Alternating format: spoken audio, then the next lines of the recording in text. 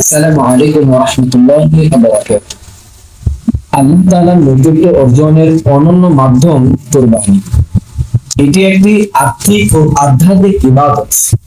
একনিষ্ঠ নিয়তে নির্ধারিত পরিমাণ সম্পদ বা টাকার মালিকের জন্য কুরবানি করা আবশ্যক।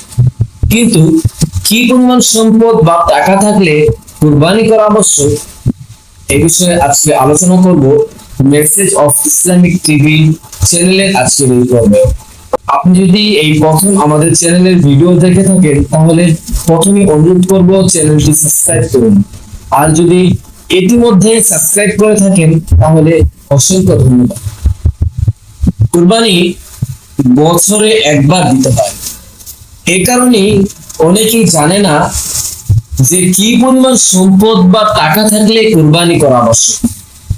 এটা না জানার কারণে অনেকের উপর কুরবানি আবশ্যক হওয়া সত্ত্বেও কুরবানির মতো গুরুত্বপূর্ণ ইবাদত থেকে বিরত থাকে।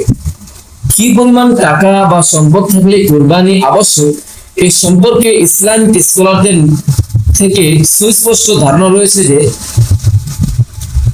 পরিবারের খরচ মেটানোর পর যদি জিলহজ মাসের 10, 11, 12 তারিখের নির্ধারিত পরিমাণ সোনা বা রূপা থাকে, কিংবা নির্ধারিত পরিমাণ সোনা বা রূপা বাজার দর অনুযায়ী 50,000 থেকে 4 লক্ষ টাকা থাকে, ওই ব্যক্তির জন্য কোরবানি করা আবশ্যক।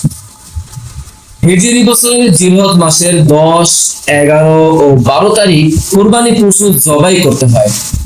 কোরবানি দেওয়ার জন্য শর্ত হলো এই দিনগুলোতে পরিবারের জীবিকা নির্বাহের খরচ ছাড়া অতিরিক্ত নিসাব নির্ধারিত পরিমাণ সম্পদ বা টাকার মালিক হলেই তার উপর কোরবানি করা আবশ্যক। এখন আপনি বলতে পারবেন আপনার উপরে কোরবানি ফরজ হয়েছে।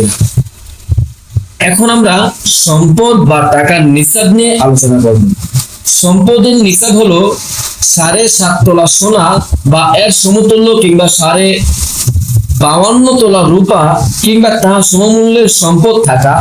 আর কুরবানি আবশ্যক হওয়ার জন্য এই পরিমাণ টাকা বা সম্পদ 1 বছর মালিকানাধীন থাকতে হবে, এমন কোনো শর্ত বা শর্ত প্রযোজ্য নয়। এবার আমরা সম্পদ বা টাকার নিসাব অনুযায়ী আলোচনা করব।